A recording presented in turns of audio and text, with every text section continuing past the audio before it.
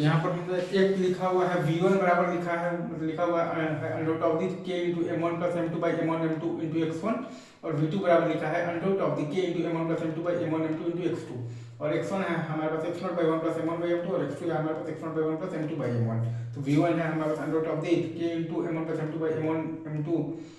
Into x1, और v2 है हमारे पास under root of the k into m1 plus m2 by m1 m2 into x2। m v0 और plus m1 into v1 बराबर m plus m1 into v dash,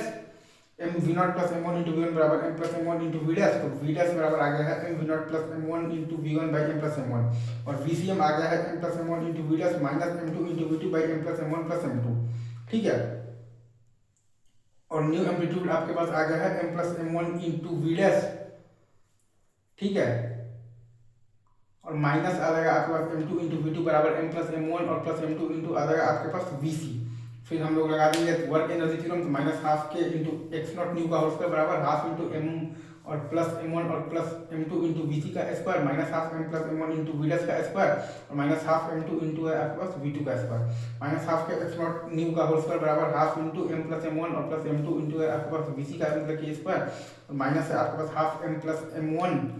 into है आपके पास v dash का square minus half m2 into है आपके पास v2 का square, वहाँ से आप x नॉट न्यू आप निकाल सकते हैं इजीली, यही मामला है। और लॉस इन एनर्जी अगर आपसे को बोलो तो वो आ रहा है आपके पास हाफ म्यू इंटू रिलेटिव का स्क्वायर, मतलब half into m1 by m plus m1 into आ जाएगा आपके पास v1 माइनस v0 का होल स्क्वायर, ठीक है। तो यहाँ पर ये मास आपके पास दिया हुआ है m1 और m2 है, इनके बीच में आपके पास लगा हुआ है एक स्प्रिंग ऑफ स्प्रिंग कांस्टेंट के, और v बराबर 0 स्मूथ सरफेस है। ये आपका मस्ट कर रहा है SHM, मतलब जो हम लोगों ने लास्ट क्लास में निकाला हुआ था वैसे, t बराबर 2 pi under root of the mu by k वाला, ठीक है, यही सवाल है। अब जब ये मीन पोजीशन पर है और दोनों अपना नेचुरल लेंथ की तरफ जा रहा है, ये स्पीड v1 से और ये स्पीड तो v2 से, उस टाइम पर ये ब्लॉक ऑफ मास m वो v0 स्पीड से आकर ये m1 मास वाले ब्लॉक के साथ इनइलास्टिक कोलिजन हुआ है e बराबर 0, और ये सरफेस आपके पास म्यू बराबर 0 स्मूथ है, और ये जो अपना पहले से जो मतलब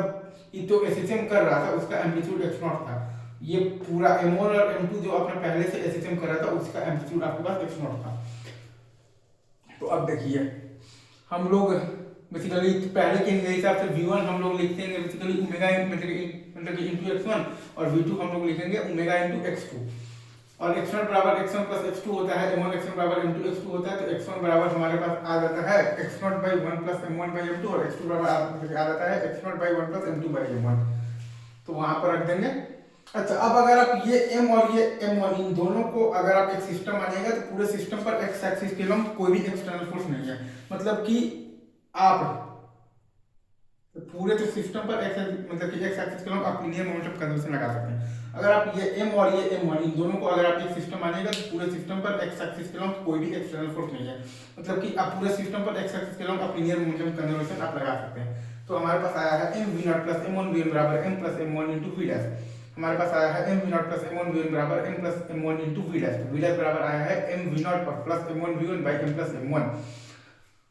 ठीक है। और आफ्टर कोलिजन अगर आपसे कोई बोल दे कि VCM बताइए, तो VCM आपके पास आ जाएगा m plus m1 into v dash minus m2 into v2, और बाई आ जाएगा आपके पास m प्लस m1 और प्लस m2। अब अगर आपसे कोई बोल दे कि न्यू एम्पलीट्यूड बताइए, न्यू एम्पलीट्यूड के टाइम पर m m1 और m2 ये तीनों ही बेसिकली एक कॉमन स्पीड से चलने रहेगा। न्यू एम्पलीट्यूड के टाइम पर m m1 और m2 ये तीनों ही बेसिकली एक कॉमन स्पीड से चलने रहेगा, तो m plus m1 into v dash minus m2 into v2 बराबर m plus m1 into m2 into vc, m plus m1 into v dash minus m2 into v2 बराबर आ जाएगा m प्लस m1 और ये आ जाएगा प्लस m2 इंटू vc। अब हम लोग लगा देंगे यहाँ पर तो वर्क एनर्जी थ्योरम, तो minus half k into x0 new का होल स्क्वायर, और वो बेसिकली वो बराबर आ जाएगा half into m into m1 और प्लस मतलब कि half into m plus m1 और प्लस m2 इंटू vc का square minus half m plus m1 into आ जाएगा आपके पास v dash square minus half m2 into आ जाएगा v2 स्क्वायर, माइनस हाफ के x0 न्यू का होल स्क्वायर बराबर half m plus m1 plus m2 into vc square minus half m plus m1 into v dash का आ जाएगा आपके पास स्क्वायर, और माइनस हाफ m2 इंटू आ जाएगा आपके पास आ जाएगा v2 का स्क्वायर आ जाएगा, राइट। Is it true? तो वहां से आप x0 न्यू को आप निकाल लीजिएगा, तो कैलकुलेट मतलब ये करेंगे। और अगर आपसे कोई बोले कि लॉस इन एनर्जी बताइए, तो आ जाएगा मतलब कि आपके पास हाफ म्यू तो रिलेटिव का मतलब कि स्क्वायर, तो half into m m1 by m plus m1 into आ जाएगा आपके पास v1 माइनस v0 का होल स्क्वायर। इक्वेशन सब देख लीजिए और यही आपका आंसर है, ठीक है।